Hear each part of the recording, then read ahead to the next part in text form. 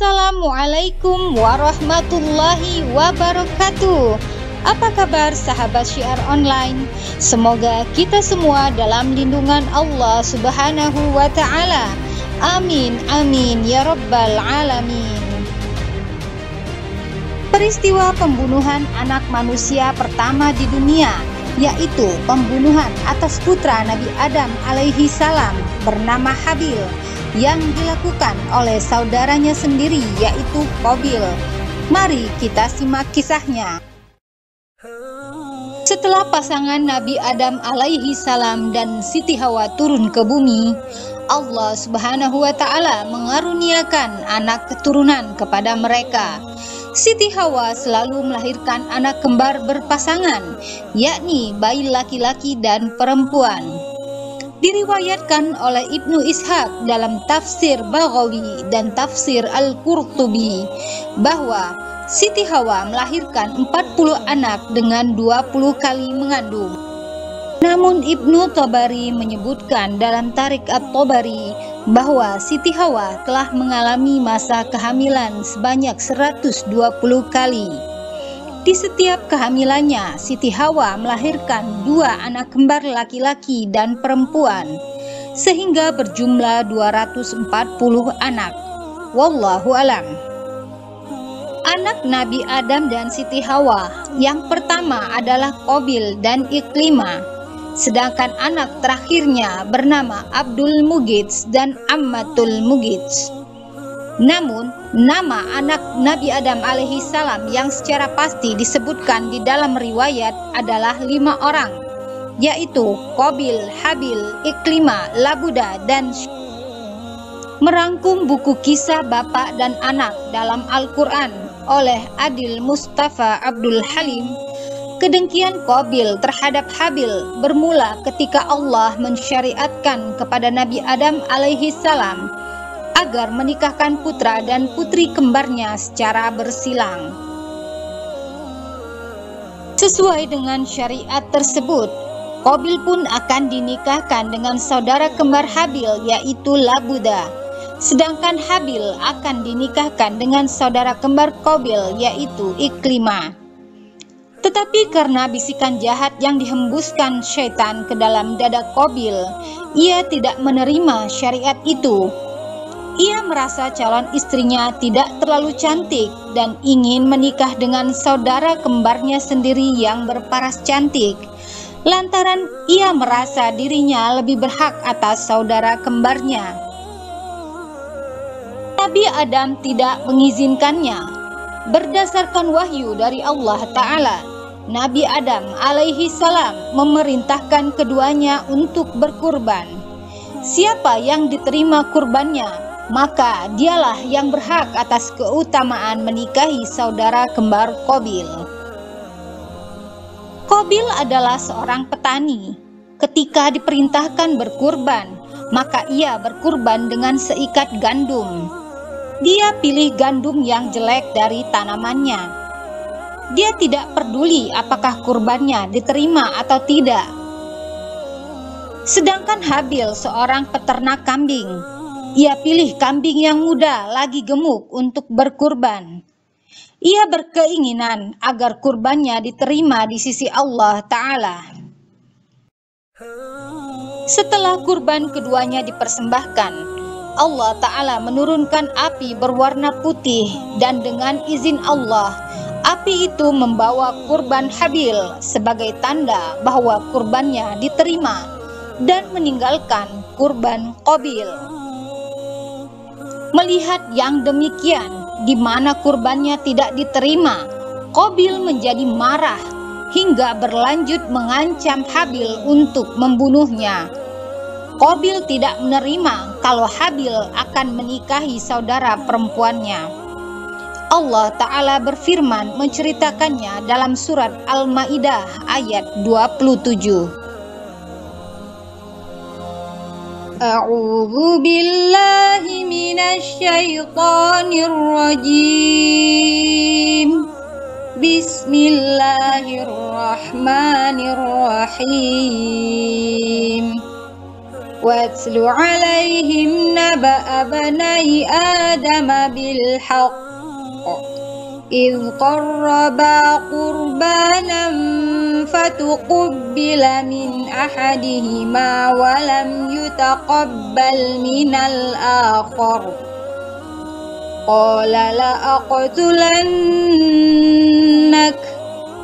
قال إنما يتقبل الله من المتقين.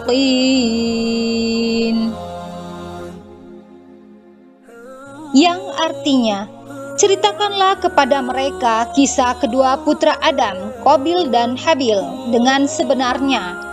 Ketika keduanya mempersembahkan kurban, maka diterima dari salah satunya dan tidak diterima dari yang lainnya.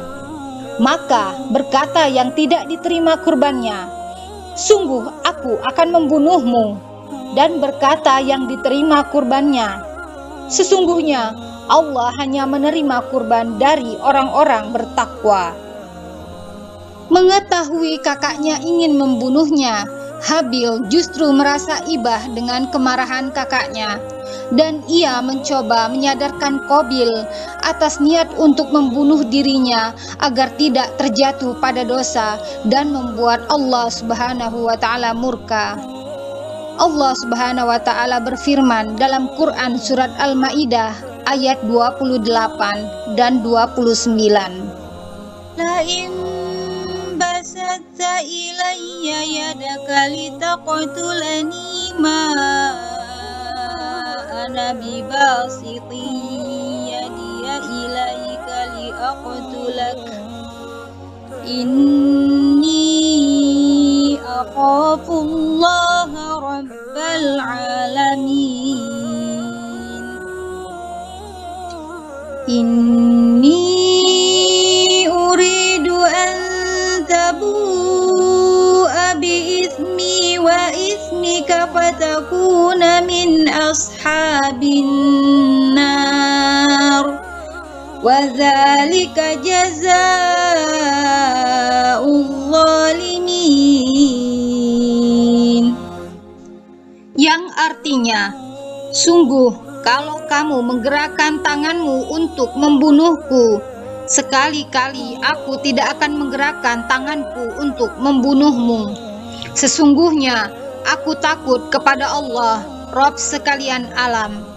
Sesungguhnya aku ingin agar kamu kembali dengan membawa dosa pembunuhan ini dan dosa kamu sendiri yang lain.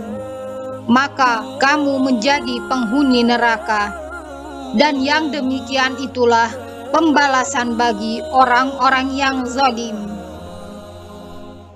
Habil melakukan tindakan ini karena orang yang menyerangnya, yaitu Qabil, bukanlah orang kafir melainkan muslim pelaku maksiat. Dia khawatir jika melawan akan punya keinginan seperti Qabil, yakni membunuh lawannya. Ini tentu berakibat fatal, karena nanti kedua-duanya akan masuk ke dalam neraka. Tindakan ini juga seperti apa yang dilakukan Khalifah Utsman bin Affan pada waktu terjadinya fitnah. Ia tidak melawan ketika diserang karena beliau tahu yang dihadapannya orang-orang muslim.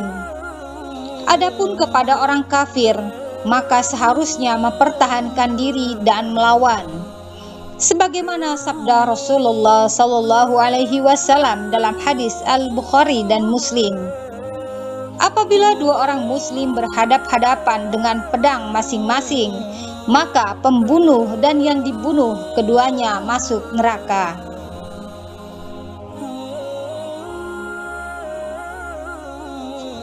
Para sahabat bertanya, "Wahai Rasulullah, kalau pembunuh wajar ia masuk neraka. Tetapi kalau yang dibunuh, apa gerangan penyebabnya?" Maka Rasulullah Sallallahu Alaihi Wasallam menjawab, "Sesungguhnya yang dibunuh itu juga berkeinginan membunuh temannya." Diriwayatkan dalam beberapa kitab tafsir, Qabil berkeinginan kuat untuk membunuh saudaranya Habil, sekalipun sudah diberikan nasihat dan peringatan oleh Habil sendiri. Suatu hari, ketika Habil sedang mengembala kambing lantas tertidur lelap, tiba-tiba datanglah Qabil dengan membawa batu. Lalu dengan beringas batu itu dilemparkan tepat mengenai kepala Habil hingga memecahkannya. Di riwayat lain dinyatakan bahwa Habil dicekik dan digigit sebagaimana binatang buas ketika menyantap mangsanya, dan hingga akhirnya Habil mati karenanya. Wallahu alam. Setelah Habil meninggal, tanpa rasa belas kasihan, Qabil meninggalkan jenazahnya di tempat terbuka. Dia tidak tahu apa yang mesti dilakukan kepada jenazah saudaranya, karena jenazah Habil adalah yang pertama kali di atas permukaan bumi. Perbuatan Qabil ini membuahkan malapetaka yang besar bagi dirinya sendiri. Dia akan menanggung dosa dari pembunuhan tersebut karena ia tidak bertobat, sekaligus dosa orang yang meniru perbuatannya, yakni yang melakukan pembunuhan dengan jalan yang tidak benar. Sabda Rasulullah Shallallahu Alaihi Wasallam, tidaklah dibunuh suatu jiwa dengan zalim, melainkan dosa pembunuhan itu akan ditanggung pula oleh anak Adam yang pertama, yaitu Qabil, karena dialah yang pertama memberi contoh pembunuhan. Hadis riwayat Bukhari dan Muslim. Rasulullah Shallallahu Alaihi Wasallam juga bersabda, barang siapa yang memulai perkara baik yang disyariatkan, maka baginya pahalanya dan pahala orang yang mengikutinya sampai terjadinya hari kiamat. Dan barang siapa yang memulai perkara jelek, maka baginya dosanya dan dosa orang yang mengikutinya sampai terjadinya hari kiamat. Hadis riwayat Muslim. Dalam keadaan yang demikian, Allah Ta'ala mendatangkan dua burung gagak yang sedang bertarung. Salah satunya mati. Maka yang hidup mengais-ngais tanah dengan paruhnya, membuat lubang untuk menanam burung gagak yang mati. Allah Ta'ala mengirimkan dua burung gagak itu bukan tanpa alasan, melainkan agar Qabil dapat mengambil pelajaran dari peristiwa itu tentang cara mengubur jenazah saudaranya. Al-Qurtubi mengatakan, hasad atau dengki adalah dosa yang pertama kali dilakukan di langit dan di bumi. Di langit adalah dengkinya iblis kepada Adam alaihi salam, dan di bumi adalah dengkinya Qabil kepada Habil.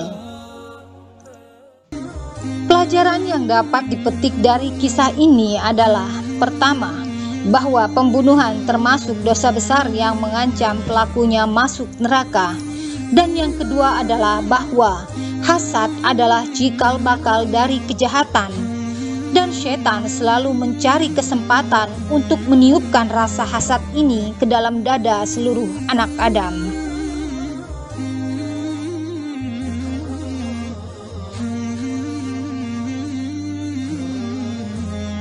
Demikian video kali ini, semoga bermanfaat. Wassalamualaikum warahmatullahi wabarakatuh.